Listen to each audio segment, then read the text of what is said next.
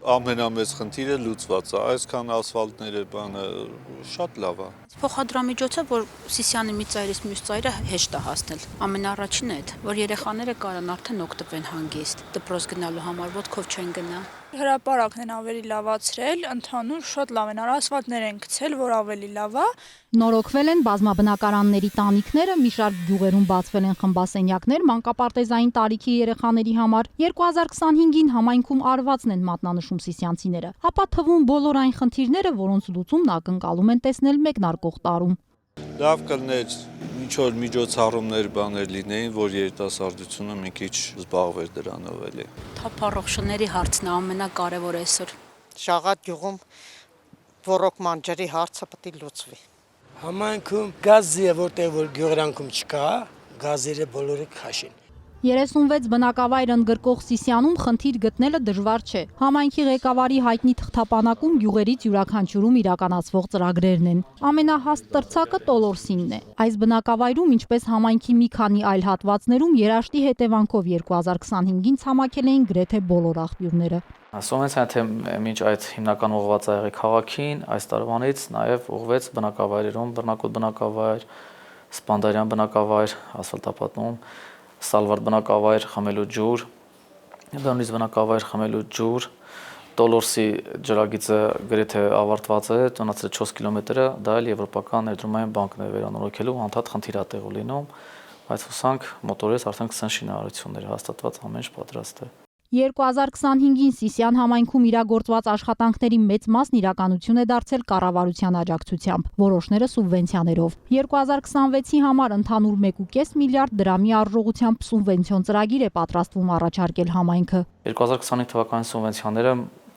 824 միլիոն 400 հազարի է արժեցել, ամբողջությամբ ներառել է Սիսիանի գրեթե բոլոր փողոցների ասֆալտապատումը, ույս բնակավայրի ասֆալտապատումը,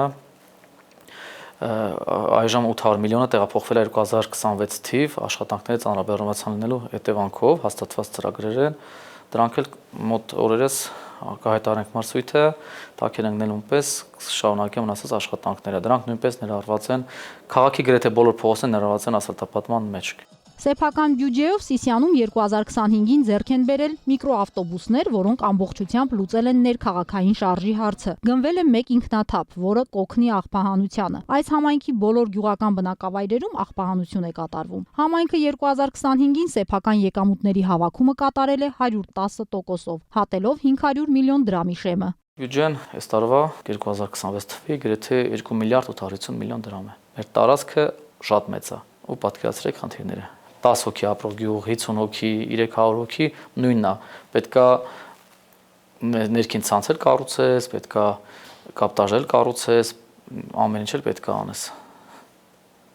Դրա համար գումարը ինքը այդ ինչ որ կա, այդ շատ քիչ է էլի։ Շատ քիչ է։ Ու ասեմ ավելին, մենք արդեն պլանավորած մեր 26 հատ նախագիծ ունենք, որ հեսա պետքա լինի, այդ սուբվենցիայով չի, կառավարության հետ ենք աշխատելու կամ մեր բյուջեով արդեն գումարը ոնց որ վերջացած 26-ներ 27-ին այդքան խնդիրներ ենք մենք ներառել։ Սիսիանում գործազրկության խնդիրը տղամարդկանց շրջանում մեծ մասամբ լուծված է։ Այս պահին հենց համայնքապետարանն է փնտրում դեկարգ ունեցող վարորդներ նոր միկրոավտոբուսների համար։ Գյուղական բնակավայրերում հովիվի խիստ կարիք կա։ Գորայքում գործունեություն ծավալող Լիդիան Արմենիա աշխատանքի համար դիմող սիսիանցիների թիվը եւս մեծ չէ։ Դատարկվող գյուղերի, հատկապես Նժդեհ Տոլորս ուղղության բնակիչների մեծ մասն էլ սպասում են հանքի վերաբացմանը։ Այս հարցում որոշակի տեղաշարժ կա։ Դաստակերտի հանքի հետ կապված այս տարի պլանավորված է 2 հանրային լսումներ, բնակիչները զրուցելով այս պատրությամբ դեմ չեն, իրանք ուզում են, որովհետև հենց կոնկրետ դաստակերտի ժամանակին սովետականության տարիներին աշխատել է ու անդի բնակիչները, այնտեղ բնակիչները շատ լավ են աշխատել ու շատ լավ են զգացել իրան։ Այդ մարդիկ, որոնք այդ թվերից են, իրանք ավելի շատ շահագրգռ են, այս նոր սերունդն էլ լսելով ԶՊՄԿ-ին, լսելով որտեղ որ հանքարդյունաբերությունը ակտիվ է, իրանք էլ են տրամադրված են, որ լինի։ Բայց միջև հանրային լսումը չլինի բնակիչ են, ես չեմ կարող ասել ոնց կլինի։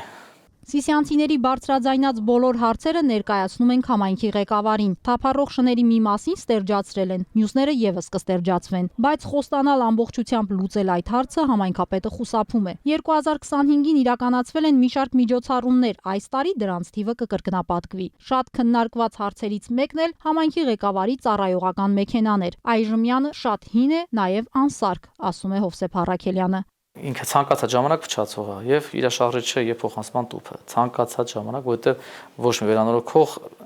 պատասխանատվություն չի վերցրել, որ կվերանորոգի ու կլինի։ Վերանորոգությունը թանկ էր արժեր։ Ինքը իր գինը կարող 4 միլիոնի 2 միլիոն մենակ է ծախսնալու։ Նպատակահարմար չի։ Հովսեփ Առաքելյանը հպարտությամբ է ներկայացնում կրթության, սպորտի, մշակույթի ոլորտում պատանի սիսյանցիների հաջողությունները։ Համայնքի կարողությունները համեստ են, բայց հատկապես արտասահման մրցույթների մեկնողները մինչ այժմ ստացել են աջակցություն։ Այս տարի եւս պարտադիր կստանան։ 2025-ի ձեռքբերումներից մեկն էլ 800 հեկտարով ավելի մշակված հողատարածքներն են։ Դրանց կեսն անմշակ էր շուրջ 4 տասնամյակ։ 2026-ին ծրագրվում է վերականգնել եւ նորոգել տեսարժան վայրերի ենթակառուցվածքները զբոսաշրջությունն ակտիվացնելու նպատակով։ Տիգրանուհի Բադալյան, Մհեր Մանուչարյան, Սյունիք լուրեր։